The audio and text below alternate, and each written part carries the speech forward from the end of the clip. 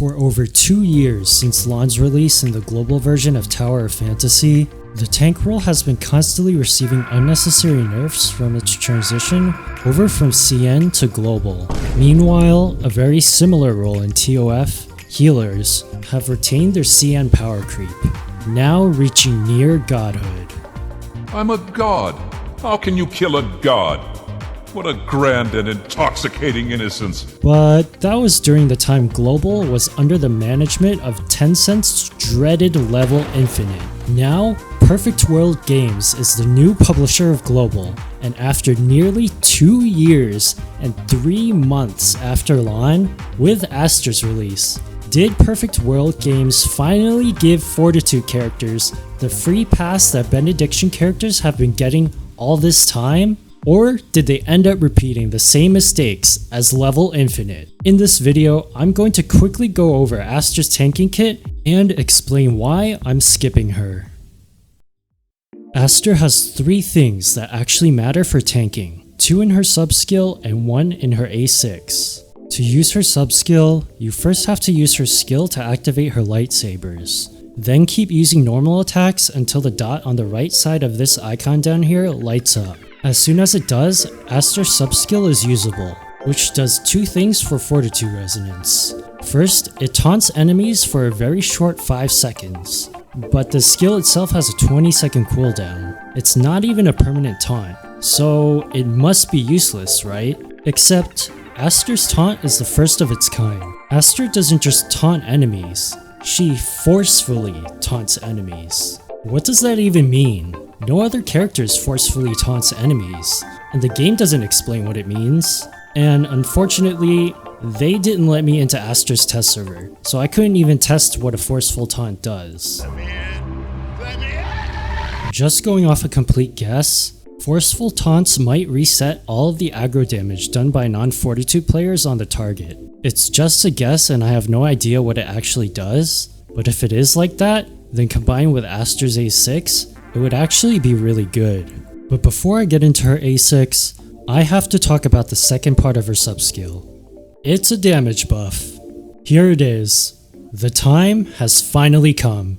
Did Perfect World Games do the same thing as Level Infinite and nerf the new tank's damage buff? Or did they finally leave them alone and give them the CN power creep that healers have been getting for 2.5 years?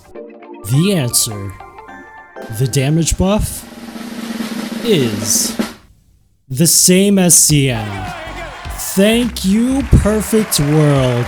Finally, tank players can rest easy knowing that they won't be getting incredibly strange and unnecessary nerfs in the future. But upon closer inspection, there's something kind of strange with this buff. For every enemy you taunt with your sub-skill, you give your teammates a 5% damage bonus, up to 20%. Even taunting 3 enemies will give you 15%. A 15 or 20% buff for your allies is actually good, right? As long as you have enemies to taunt? Yes. Let's look at what content in the game has multiple enemies to fight. Origin of War and... that's it! Out of all of the team content in the game, only in Origin of War will Aster be able to give her team a 15 or 20% damage buff. All of the other content almost always gives you only 1 boss to fight, and not more than that. That means you're only giving this tiny 5% damage buff to your team in most of the game's team play content. A 5% damage buff is nothing compared to other characters. It's almost like Level Infinite infiltrated Hotta's development team and are actively sabotaging tanks even to this day. But I did say there are 3 things for Fortitude Aster that actually matter. So now it's time to talk about her A6. Aster's A6 is essentially an Icarus execute. To use it, you have to hold the dash button to start flying, then press or hold the attack button when it locks onto the enemy. Enemies with over 90% HP that get hit by this will take the exact damage number to put them down to 90% HP. This is what makes Aster a good tank.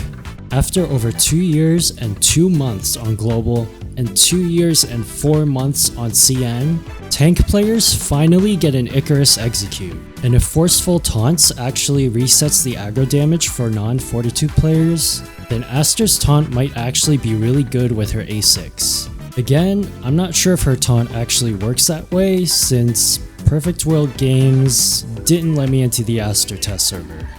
The really unfortunate part about this execute is that it's all the way on Aster's A6. I don't think I need to say how bad it is for players that they have to pull all maximum 7 copies of a character just to make them function properly. This is why I pulled only 1 copy of Brevi, because she also needs to be pulled at maximum copies just to be better than the other healers. I would have skipped her entirely, but I got 1 copy just in case I needed to cleanse Graying Bite. I have no regrets skipping Brevi. The biggest problem with getting max character copies, besides needing a ton of pulls or a lot of luck just to get it, is that if you're at, say, A5 Aster, and rolling to get 120 flaming gold to buy her A6 from the shop, and then suddenly she appears just as you roll the 120th flaming gold, you end up with A7 Aster, 120 wasted flaming gold. That is nearly 110 pulls or 16,500 dark crystals wasted. An entire character copy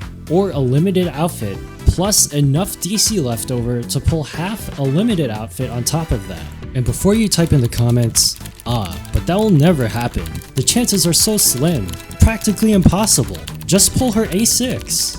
Guess what happened when I tried to pull A3 Asuka? I got her just as I rolled my 120th flaming gold and ended up with A4 Asuka. And before you say in the comments, why didn't you pull A6 Asuka? She's one of the best tanks in the game, if not the best. She even got a rerun. I bought her A4 with the intention of using the character specific pulls Tencent love to give us so much to help me get A6 Asuka on her rerun. When Asuka and Rei reran in CN, Hotta had them share flaming gold with each other alongside Nora, Anka, and Roslyn. Guess what Tencent did? They separated Asuka and Rei into completely separate banners with separate flame gold. This was one of the many, and I mean many changes Tencent and Level Infinite made to Global to try and milk its player base as much as they possibly could. After realizing this, I decided not to pull for Asuka A6 because even though I'm free to play, I didn't even want to contribute to the banner's total pull count and indirectly support Tencent and Level Infinite in the process. So now I'm forever stuck with Asuka's A4 ball. I'm so salty about the whole thing that I haven't even bothered to activate Asuka's A4. So that's why I don't like characters needing A6 to function. The wasted A7 just feels really bad. At least compared to Brevi, who is very buggy and feels very janky. Aster has the massive benefit of not being that. Would I take it if Aster's A6 was at A5? Probably not, but it would be a huge improvement over A6 for the player base. I wouldn't mind pulling it at A3 or lower though. For now, I'm perfectly happy tanking with Meryl, and even more happy healing with Grey Fox. Yeah, not only does Grey Fox have useful lower advancements, replacing Brevi at A3, but I'd argue she gets a way bigger power spike than A6 Aster. At A5, yeah, not A6. It's almost impossible for a team to die if there's a healer with A5 Grey Fox. I said at the beginning of the video that healers have achieved near godhood over the years, and that's thanks to Fiona and Grey Fox. And the game doesn't need to force them to become viable with forced boss mechanics, like with tanks. Benediction players can go wherever they please. And with Lachesis around the corner, it will not just be near godhood. Healers will actually achieve godhood. The power gap between healing and tanking in TOF has become increasingly evident, especially in Global. And the chart I showed at the end of my Mimi video is actually turning real. Well, except the part where tanks get an altered character. That still hasn't happened yet. If the next 3 Fortitude characters in Tower of Fantasy don't close that power gap between healing and tanking when healers already have Fiona, Grey Fox, and Lachesis, then I don't even know what to say. Let's hope Hotta will be able to figure out what to do by then. It's actually really good that tank players finally get an Icarus execute, just very unfortunate that they have to pull 7 copies of her just to make her a functional tank. If you like Aster or her lightsabers though, leave the video a like.